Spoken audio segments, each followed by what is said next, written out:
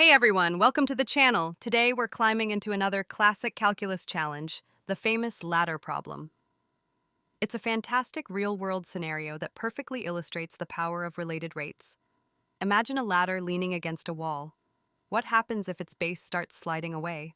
How fast is the top of that ladder falling? It's a dynamic situation and the speed changes moment by moment. We're going to break it all down, step by step, using our universal 5-step method. Get ready to see geometry and calculus in action. Let's get calculating. All right, let's put our 5-step method into action with a classic problem.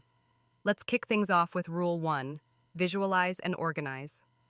The problem: a 13-foot ladder is leaning against a vertical wall. The base of the ladder is being pulled away from the wall at a constant rate of 5 feet per second.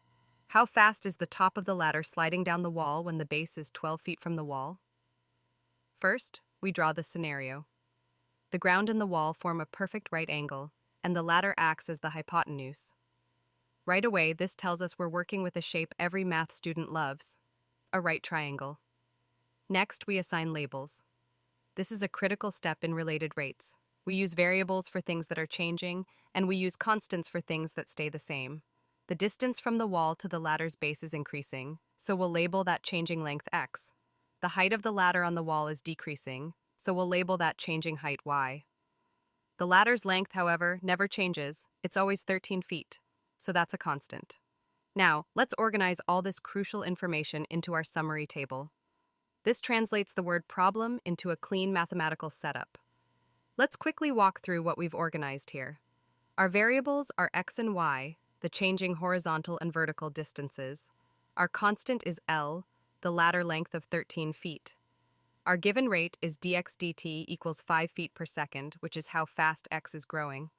The given instant is the snapshot in time when x is exactly 12 feet. Finally, our mission is to find dy over dt, the rate at which the ladder is sliding down the wall at that exact instant. And there we have it. We've translated the entire word problem into a clean diagram and a perfectly organized table. With this solid foundation, we're ready for Rule 2, finding the governing equation. Now we move to Rule 2, find the governing equation. Since we've established that this scenario forms a right triangle, the perfect tool to relate our variables x and y to the constant ladder length is the one and only Pythagorean theorem. Now, we plug in our constant ladder length, L equals 13 feet. X squared plus y squared equals 169. This is our governing equation.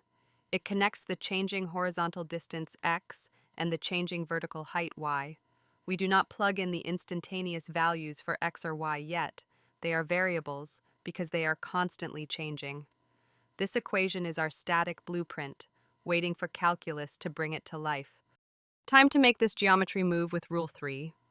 Differentiate with respect to time. We'll differentiate both sides of x squared plus y squared equals 169 with respect to time, t.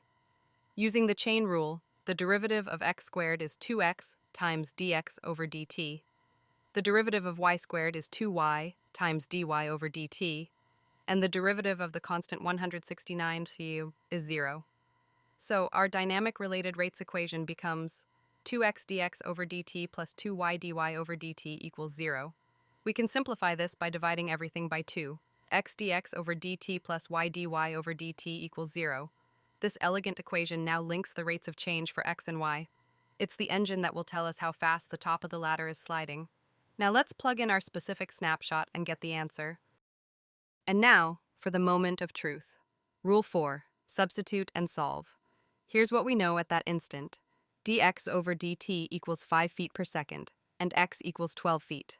First, we need to find the actual height y at this specific moment. We use our original Pythagorean equation for that. 12 squared plus y squared equals 13 squared. Y squared equals 13 squared minus 12 squared, which is 25.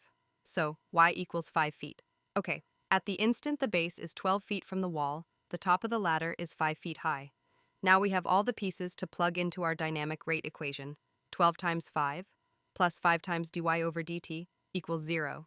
So, dy over dt equals negative 60 divided by 5, which gives us negative 12 feet per second. We got a negative value. What does that mean? Let's interpret our result. And that brings us to our final and most important step. Rule 5, interpret and reflect. Our answer for dy over dt is negative 12 feet per second. The negative sign is crucial here. It tells us that y, the height of the ladder on the wall, is decreasing.